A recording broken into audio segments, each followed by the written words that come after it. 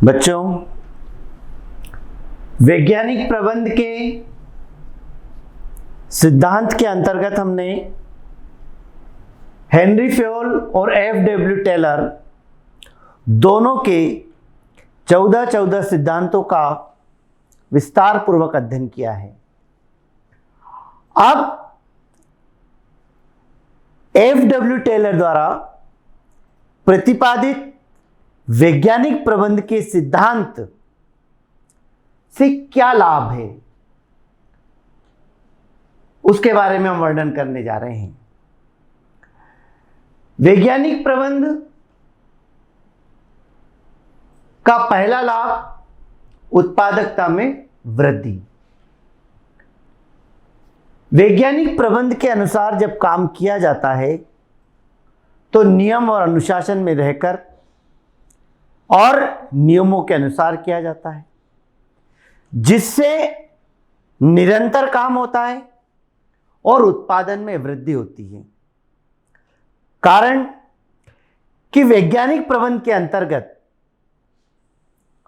काम को किस प्रकार से करना है, जो अनावश्यक श्रम है, जो अनावश्यक गतिविधियां हैं, उन्हें दूर करने का पूरा प्रयास किया जाता है और मुख्य जो दबाव दिया जाता है और वो उनका जो केंद्रीकरण होता है मेन, वो होता है उत्पादन, कि किसी भी तरीके से उत्पादन में वृद्धि होना चाहिए, उत्पादन अच्छा होना चाहिए। इसलिए पहला लाभ है उत्पादकता में वृद्धि।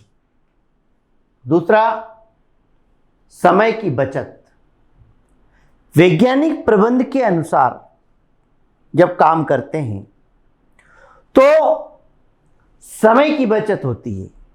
समय की बचत का मतलब होता है कि निर्धारित तरीके से काम का नियोजन किया जाता है, एक व्यक्ति को एक ही काम सौंपा जाता है, अनावश्यक गतिविधियों को दूर कर दिया जाता है और कम समय में अच्छे से अच्छा उत्पादन करने का प्रयास किया जाता है। और सिद्धांत के आधार पर जब व्यक्ति काम करता है तो वो अपने कार्य में विशेष योग्यता हासिल कर लेता है।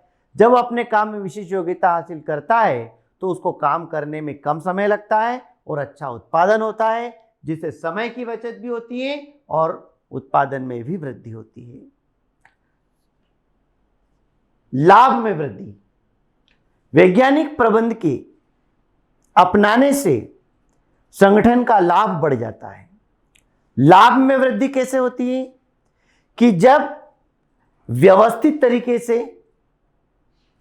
उत्पादन पर जोर देकर के काम किया जाता है, अच्छी गुणवत्ता का माल तैयार किया जाता है, क्वालिटी के आधार पर माल तैयार किया जाता है, कम समय के अंतर्गत ज्यादा उत्पादन होता है और अनावश्यक लागत दूर हो जाती है। तो जब हम कम से कम लागत में अधिक से अधिक उत्पादन करते हैं तो हम अच्छे मूल्य पर, उचित मूल्य पर माल बेच सकते हैं, जिससे हमारे विक्रय में वृद्धि होती है और लाभ में भी वृद्धि होती है। जीवन स्तर में वृद्धि। अब वैज्ञानिक प्रबंध के सिद्धांत से जीवन स्तर का क्या संबंध?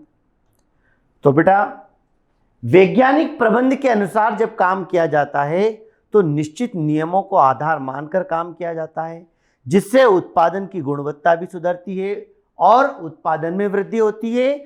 उत्पादन में जब वृद्धि होती है, उत्पादन लागत में जब कमी होती है, तो कम कीमत पर उपभोक्ताओं को अच्छा माल उपलब्ध होता है और जब अच्छा माल कम कीमत पर उपलब्ध होता है तो अच्छी और नई और आधुनिकतम वस्तुओं का उपयोग करने के लिए मिलता है। इससे उपभोक्ताओं का जीवन स्तर, लिविंग स्टैंडर्ड बढ़ता है। एक सिंपल सी बात है, जैसे नैनो कार, 1.5 लाख रुपए में, 2 लाख रुपए में कार, बहुत बड़ी बात है, पर उसको इस तरीके से डिजाइन किया गया कि एक आम व्यक्ति का सपना पूरा हो सके, का लिविंग स्टैंडर्ड बढ़ सके। तो इस प्रकार उत्पादन के अंदर हर संभव प्रयास किया जाता है कि अच्छी से अच्छी वस्तु का उत्पादन कम से कम लागत में हो, जिससे लोग उसका उपयोग करें, उनका लिविंग स्टैंडर्ड बढ़े, उनके जीवन स्तर में वृद्धि हो। क्योंकि जब उत्पादन बढ़ता है तो बिक्री बढ़ती है, बिक्री बढ़ती है तो लाभ होता है, और संस्था के काम करने वाले कर्मचारियों की भी आय बढ़ती है और लोगों को रोजगार मिलता है, और आय बढ़ने से फिर मांग बढ़ती है और वही चक्र चलते रहता है। राष्ट्रीय आय में वृद्धि। वैज्ञानिक प्रबंध के अंतर्गत जब उत्पादन किया जाता है तो अधिकतम लाभ होता है, और उस लाभ का जो है फायदा जो है सभी को मिलता है। संगठन का तो विकास होता ही होता है, हर कर्मचारियों की आय में वृद्धि होती है, और जब कर्मचारियों की आय में वृद्धि होती है मतलब राष्ट्रीय आय का विकास होता है, क्योंकि जब लोगों की आय बढ़ेगी तो देश की आय बढ़ेगी, इसलिए राष्ट्रीय आय में भी वृद्धि होती है। यानी उद्योग, संस्था, कंपनी, इनका विकास तो होता ही होता है, साथ ही लोगों को रोजगार मिलता है और हर व्यक्ति की आय बढ़ती है, और प्रति व्यक्ति आय बढ़ने से देश की भी आय बढ़ेगी और देश का विकास होता है। रोजगार में वृद्धि, यह हमने पहले ही देखा कि वैज्ञानिक प्रबंध के अंतर्गत जब काम किया जाता है तो ये सारे लाभ होते हैं।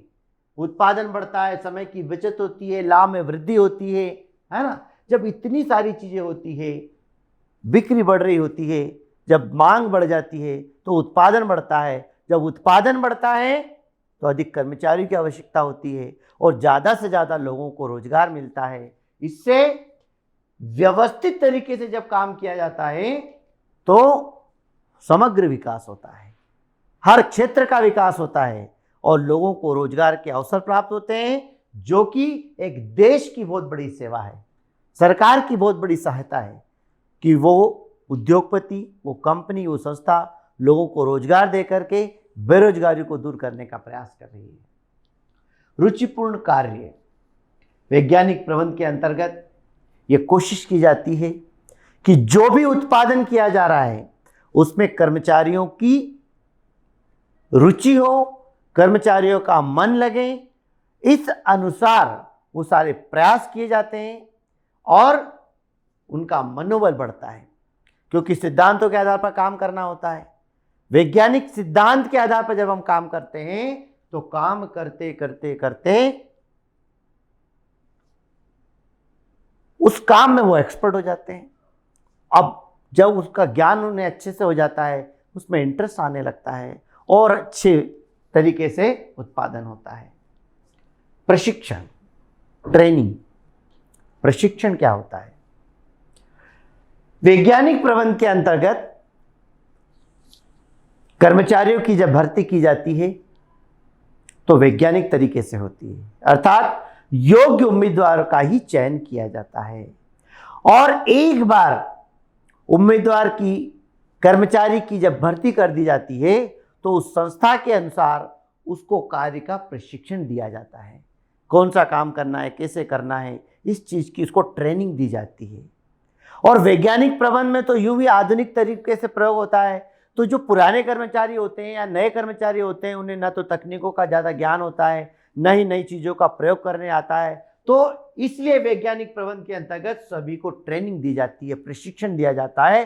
और प्रशिक्षण, ट्रेनिंग देने से कर्मचारियों का आत्मविश्वास बढ़ता है, उत्पादन बढ़ता है, काम करने की योग्यता बढ़ती है और इससे संस्था को भी लाभ होता है और कर्मचारियों का विकास तो होता ही है। तो बेटा ये वैज्ञानिक प्रबंध के लाभ हैं। इसे परीक्षा में लाभ, महत्व, गुण किसी भी नाम से भी पूछा जा सकता है।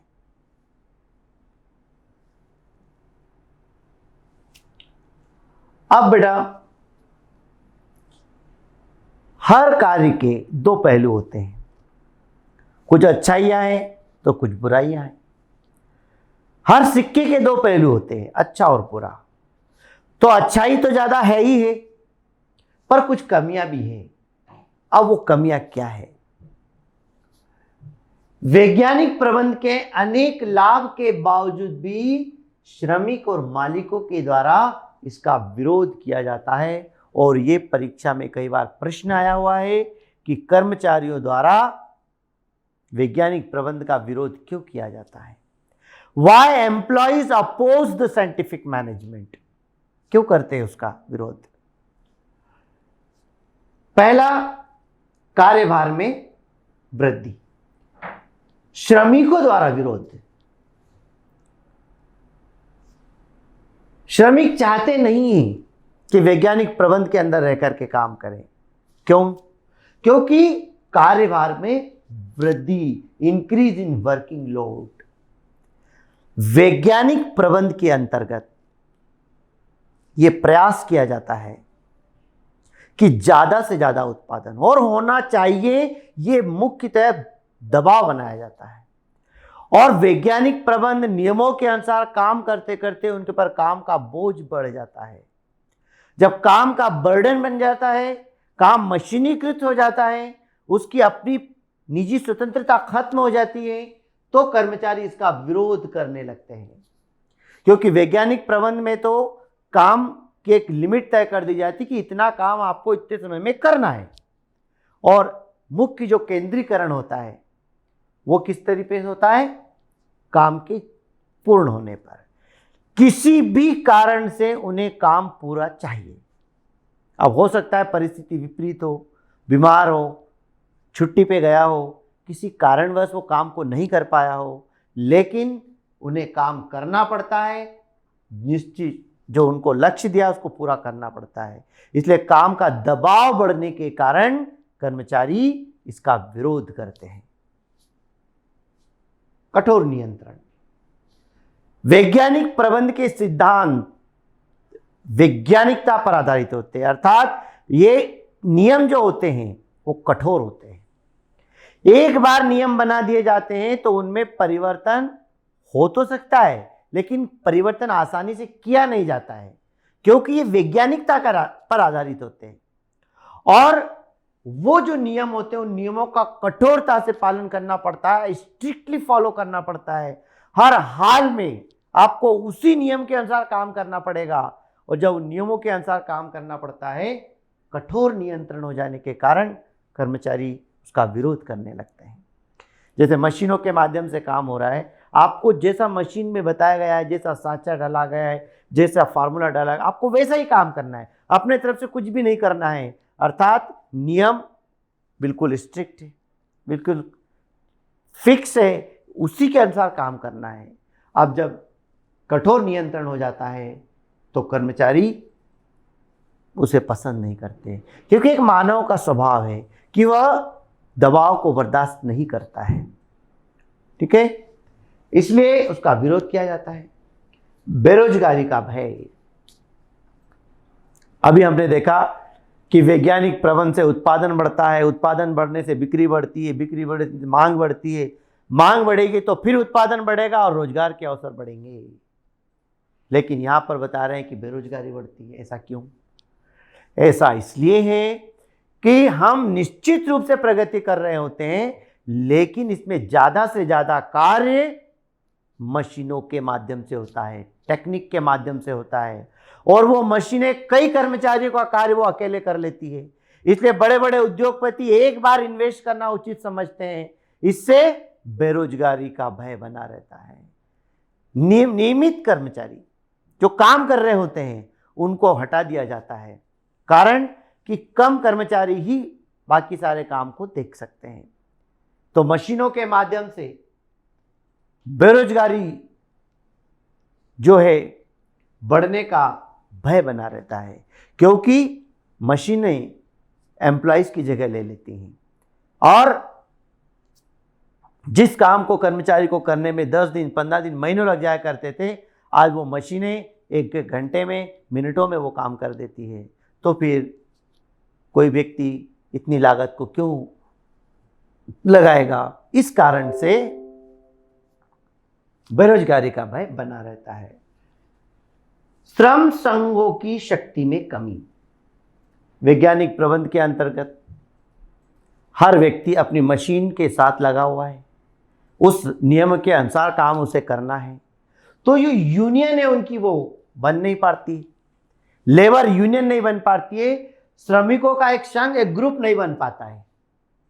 परिणाम स्वरूप ये होता है कि उनके आपसी व्यवहारों में निकटता नहीं आ पाती है, उनके आपसी संबंध अच्छे नहीं बन पाते हैं, तो यूनियन जो लीडर है, जो ग्रुप है, वो नहीं बन पाता है।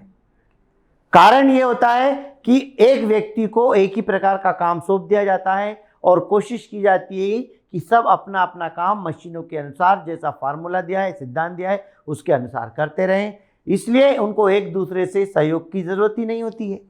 निरीक्षक सुपरवाइजर बैठा हुआ रहता है, वो उनको गाइड कर देता है, तो बाकी कर्मचारियों का आपस में यूनियन नहीं बन पाता है और आपसी विचार विमर्श नहीं होने के कारण कई बार सहयोग की भावना उनमें खत्म हो जाती है। निरंकुश प्रबंधन, अनकंट्रोल्ड मैनेजमेंट। अनकंट्रोल्ड मैनेजमेंट, कई बार जो प्रबंध ऐसा हो जाता है कि आउट ऑफ कंट्रोल हो जाता है। कई मशीनें ऐसी हो जाती है, कई बार इस तरह की परिस्थितियां उत्पन्न हो जाती है वैज्ञानिक प्रबंध के अंतर्गत कि उनके बस में होता ही नहीं है। कई बार ऐसा होता है कि कई कर्मचारी, उनको टेक्निकल नॉलेज ही नहीं होता है। अब कुछ खराबी आ जाती है, वो उसको सुधार ही नहीं पाते हैं।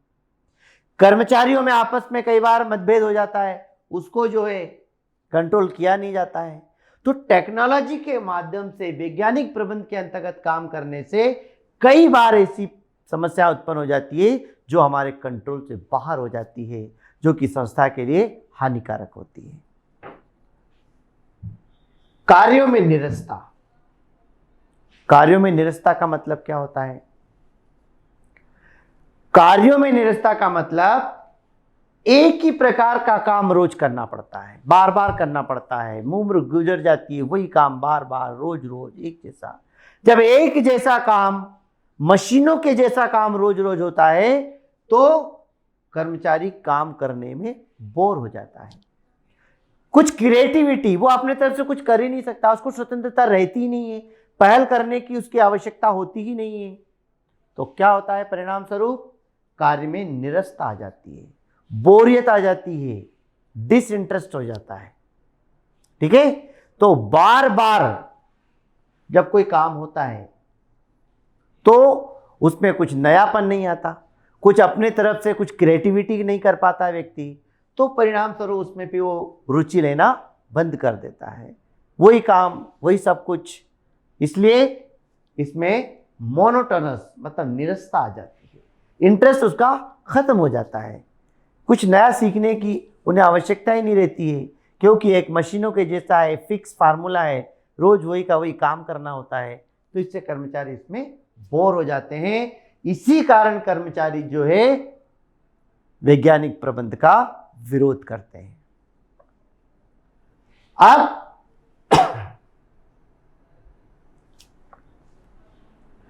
केवल श्रमिक ही नहीं,